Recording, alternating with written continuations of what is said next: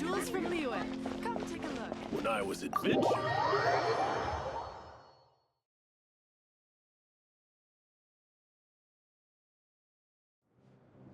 When you're mixing drinks in hot weather, start by pouring in cold water and add ice cubes. Then drain out the water before adding the other ingredients. How's that for a secret recipe? Maybe it's worth a little intel in return. Please.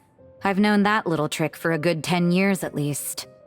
You'll have to offer something a little more substantial if you're serious about trading. I know there's no one else in the tavern right now, but do you two really need to talk so loudly? Especially if you're supposed to be exchanging confidential information. Kaya! Rosaria! D-Luke! Paimon knew we'd find you here! Looks like it's about to get even noisier. A little liveliness never killed anyone. Traveler, Paimon, what brings you our way?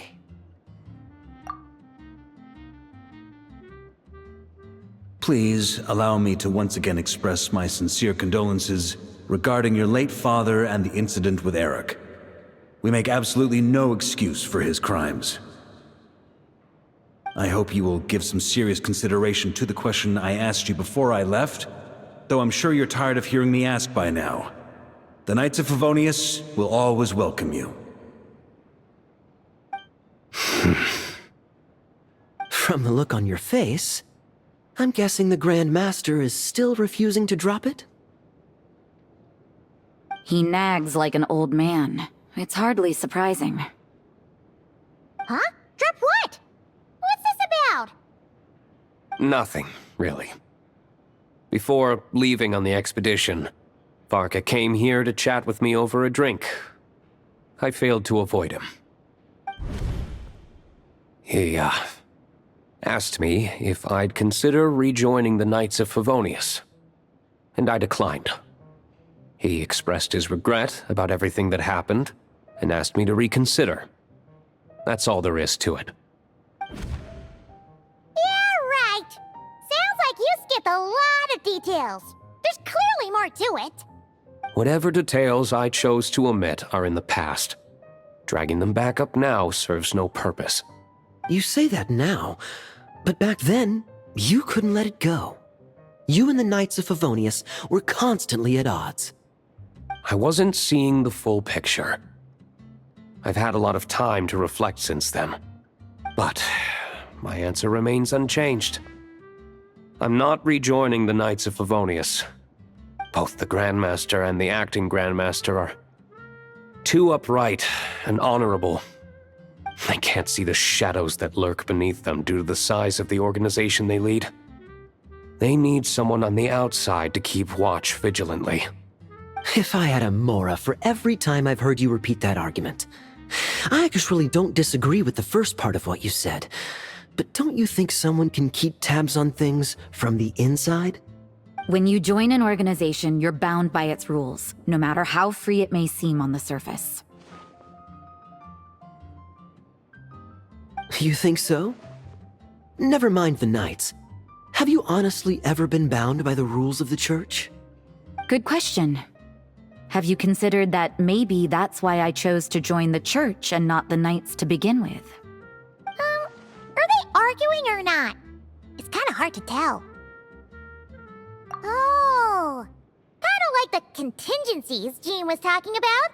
The more ways they have to protect their home, the better. Huh? Traveler?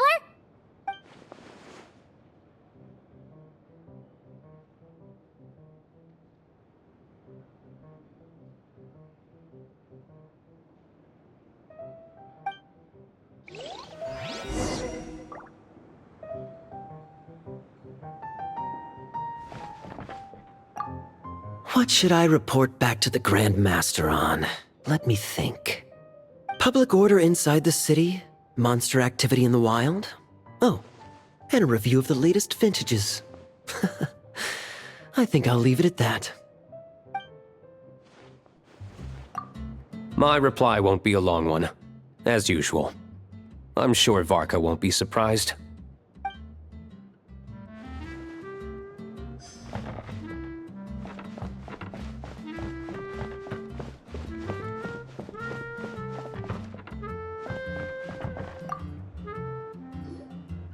If you hadn't had to deliver that guy's mail, you wouldn't have been subjected to all this tedious arguing. When I write back, I'll tell him to quit making trouble for other people. It's no trouble. Lowen did most of the work. We just volunteered to do the last leg of the journey. Mostly so we could come say hello.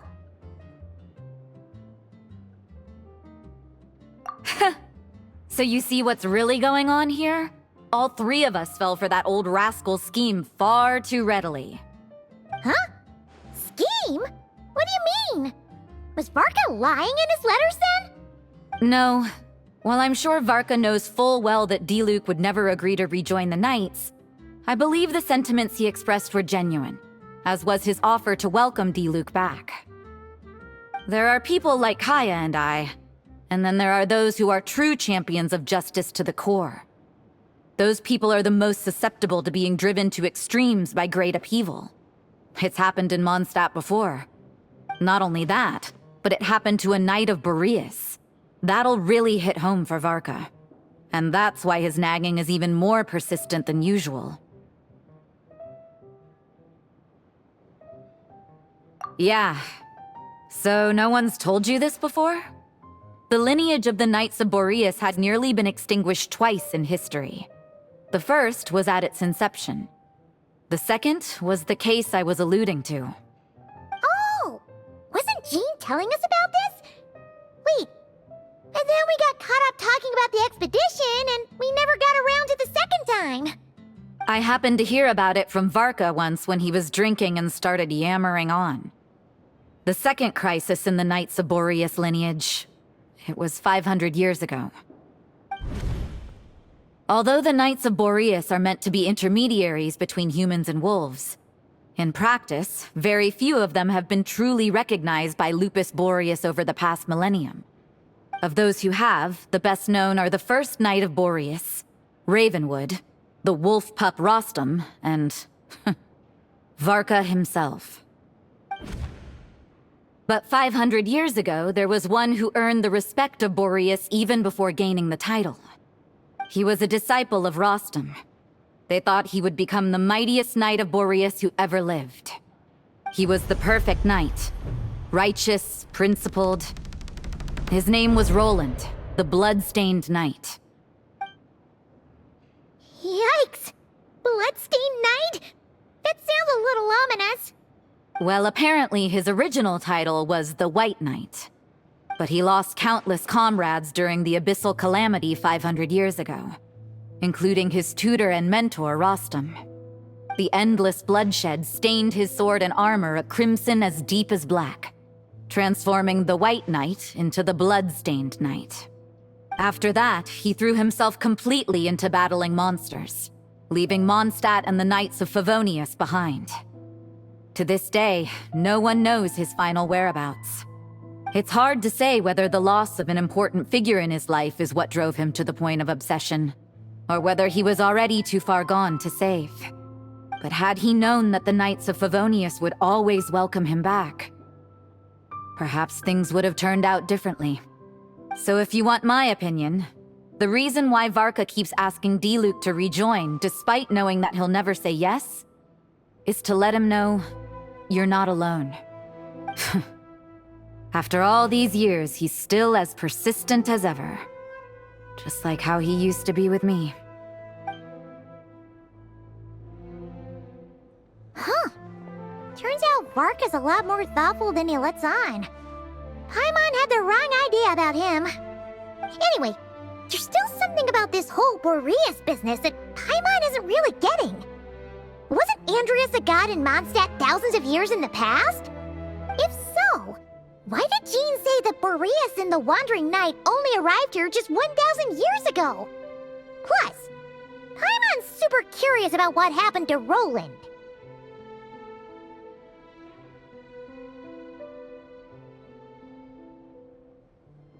That's a great idea! Jean said he hasn't been showing himself much lately, but he always seems happy to oblige whenever you show up. Let's go!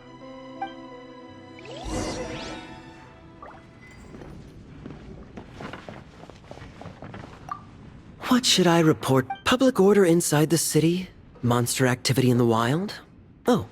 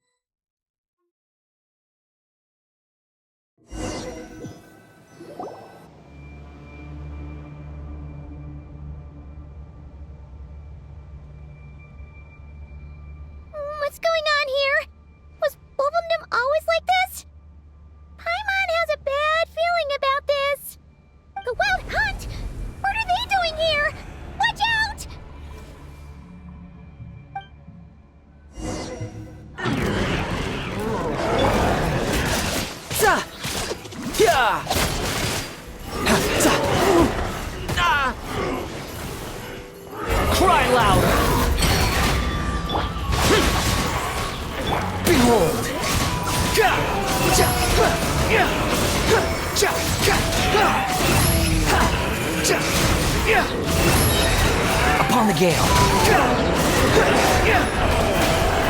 Wretched vermin!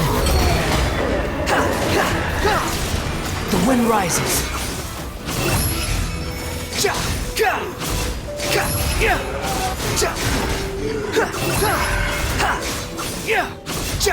Search for it.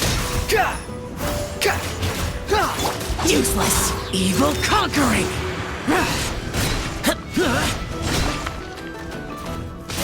Worthless. Worthless. Here. Worthless. Here.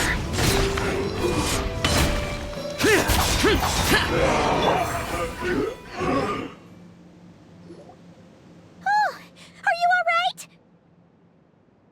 Oh no! What now? There better not be more wild hunt monsters!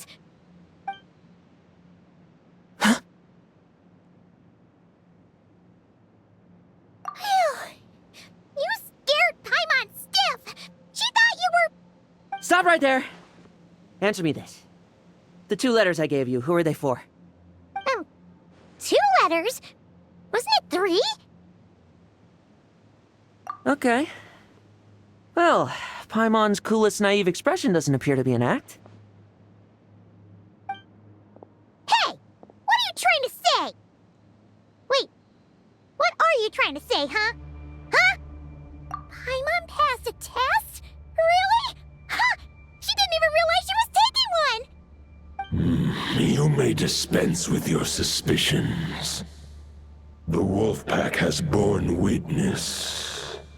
They fought against the aberrations that encroached upon this land, and our attackers showed no ability to disguise themselves this time. Ah, a familiar scent. Come. I will await you at the usual grounds. Well, if the boss of Wolvendom has vouched for you, I guess I should apologize for doubting you just now. Sure was. Fortunately, my experience in Nodcry didn't go to waste. Turns out the Wild Hunt all feel the same when you stab them. They didn't stand a chance. Something seems wrong with that old wolf, though. Go on. You should check on him.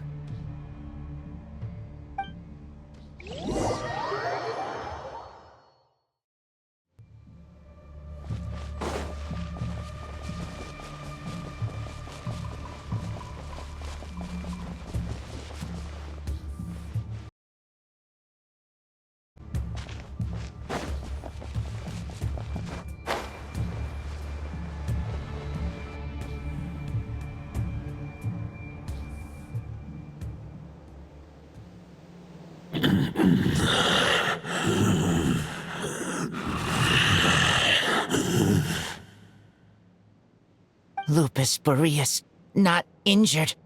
Why so weak? Am I not strong enough?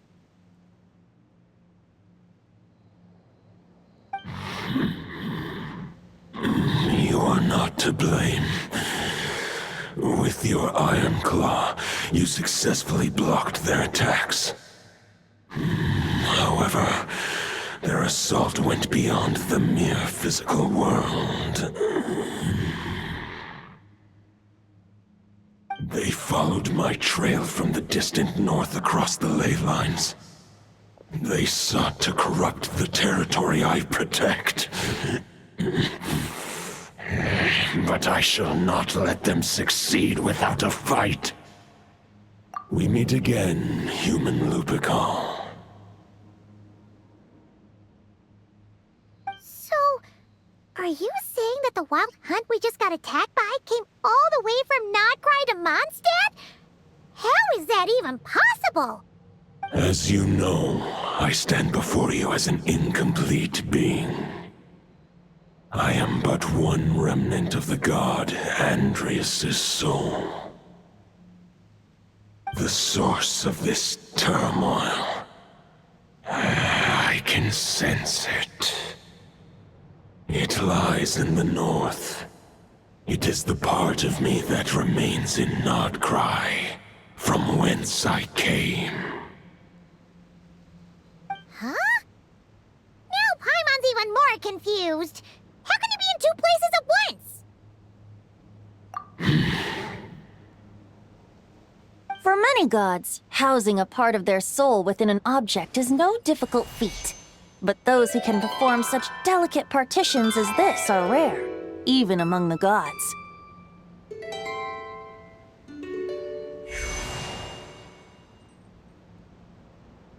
The Wolf King, Andrius, was particularly adept in this art. Otherwise, no remnants of his soul would have survived till the present day. Huh? The bard's back? Tone Bard?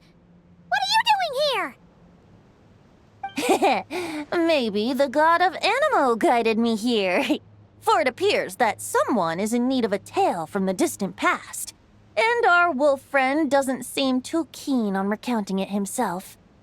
Who better than a bard to do the honors? Lord Boreas, do I have your blessing to share this story?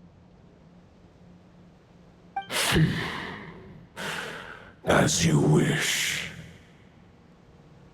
Lupus Boreas wandered the frozen tundra and stumbled into the Seelie Hall. Enchanted by their song, tender as the dawn's starlight, and curious about the ways of humankind, the wolf bade farewell to his home and set off for the city to the south. As the high tower crumbled and the fierce winds fell silent, Lupus Boreas, who once had hunted with the storm winds himself, looked within and inquired, was the shelter he provided for humanity really any different from that given by the reclusive king in his tower? The wolf entrusted those under his protection to a new god and quietly returned to the frozen north. There, in a palace long since abandoned by its former master, the great wolf closed his eyes and slept. 500 bitter winters passed, then 500 equally frigid springs. He slumbered undisturbed until a night stumbled in from the cold, just as Lupus Boreas had once done at the Seelie Hall, and awoke him at long last. The night asked the wolf to join him on a journey south, to see once more the land that had all but faded from his memory. The gentle wolf, unwilling to refuse the human's earnest plea, split his soul into two halves and left his home once more. Seeing how the ice and snow had given way to verdant plains, hearing the laughter and song that now filled the once somber city, the aging Lupus Boreas turned to his friend, the god of Animo, and remarked, "So, this is the world the humans dreamed of." Though the night's journey was not yet over, the wolf chose to bid farewell to his companion here.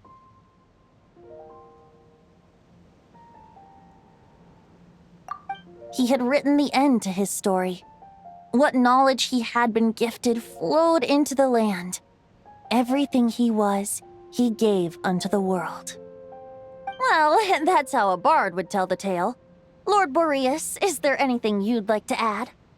There is no need for you to ask that question. So that's what happened. You returned to Mondstadt with that knight 1,000 years ago, and then, for the sake of the new Mondstadt, you...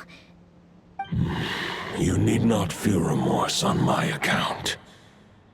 That was my answer, my decision. If anyone should feel regret, it is the part of me who remained in Nodcry.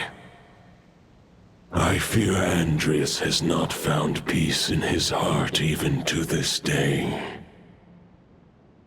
That is surely why those vile aberrations were able to exploit his weakness, sowing the seeds of all the turbulence that has ensued. But we followed Boreas' trail in Nodcry. We investigated and discovered no signs of instability.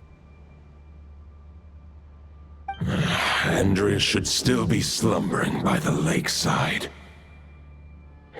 Perhaps all the recent turmoil in Notcry has had unforeseen consequences. And there's more. I detect another familiar scent from across the ley lines. A scent that reeks of blood. Oh, the White Knight who became the Bloodstained Knight? The mightiest knight of Boreas? But wasn't he from 500 years ago? You think he's immortal or something? I remember him as just a man. His lifespan should be no longer than any other of his kind. But before he severed his connection to Boreas, his final destination, it was the ancient kingdom of Conria, as you call it. Beyond that, I know not if he lived or died. If you want to get to the bottom of this, I'm afraid you'll have to make another trip to Nodcry yourselves. As luck would have it, another old friend of ours just so happens to be free right now. If you ask him nicely, he might give you a lift. That could save you a lot of time on the road. No wonder I can suddenly sense the east wind's presence. If even Mondstadt has been affected by the fallout, Nodcry must be in real trouble by now. I hope Varka can handle it. Varka? Is he in danger? I believe too many passengers would slow our dear friend down. I fear he only has room to carry one person, along with perhaps a diminutive companion. Alright, wish it could be me, but I accept that we should send our strongest warrior to fight Nodcry's battles. I'll stay here and deal with any wild hunt that try harassing Mondstadt. It'll be a good chance to try out some new moves. I stay in Mondstadt too. With Traveler's help, Varka will be safe. Razor, give me your iron claw.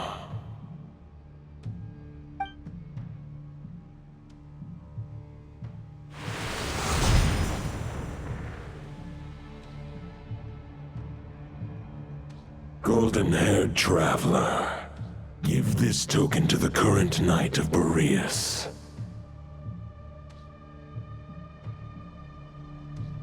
It is a wolf spirit. It contains my power and thoughts. Though I have given him a piece before, this should bring him new strength. The Dominator of Wolves once bestowed the power of his soul upon his pack, strengthening their hearts and sharpening their claws and fangs. But human hearts and flesh cannot bear the soul of a wolf directly.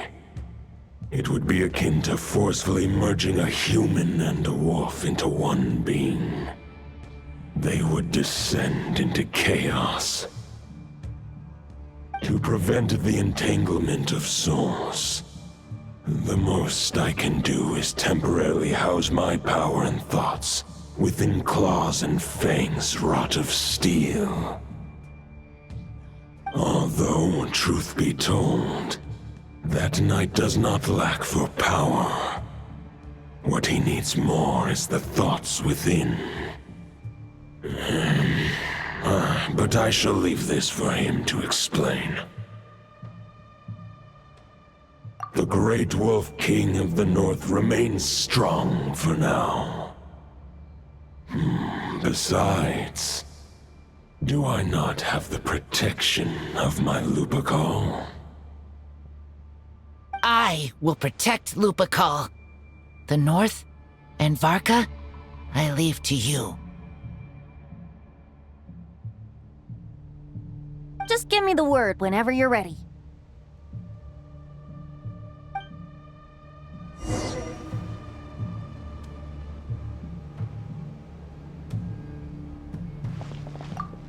I sure didn't expect my experience fighting the wild-hunted Nodcry to come in handy back here in Mondstadt.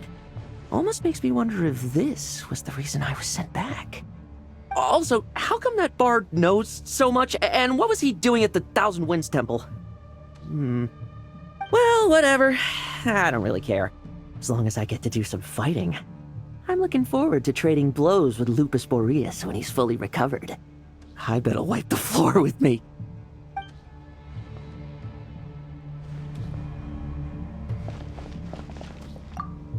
I can read Varka's letter. I will try my best to write a reply. A wolf's claws make poor instruments for writing human words. But that token will suffice to convey my thoughts.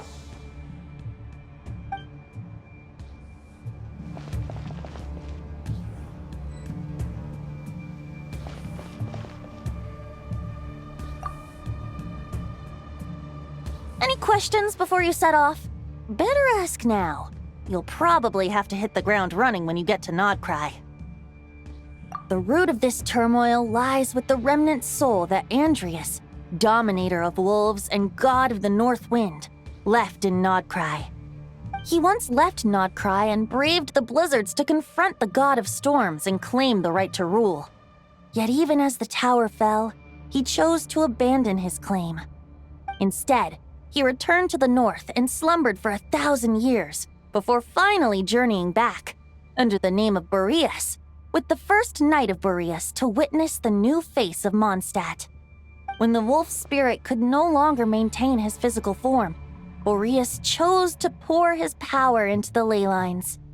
With that, he became the North Wind of Mondstadt, as he is still known to this day.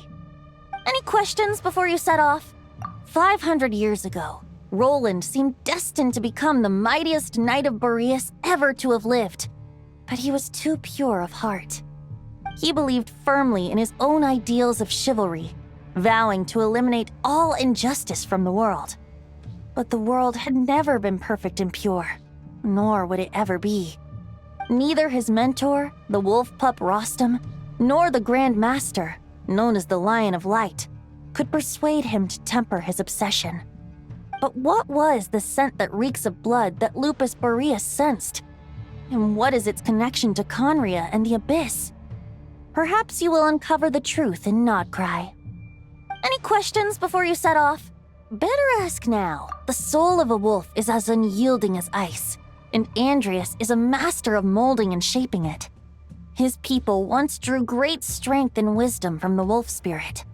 But human hearts and flesh cannot contain the soul of a god. Attempting to place the wolf spirit in a human vessel would slowly devour their sense of self, even if Lupus Boreas did not intend for that to happen. That's why Lupus Boreas developed the technique of imbuing weapons with his soul. It is his way of blessing his human Lupical with the wolf spirit's protection. In fact, there is an ancient song that tells this tale.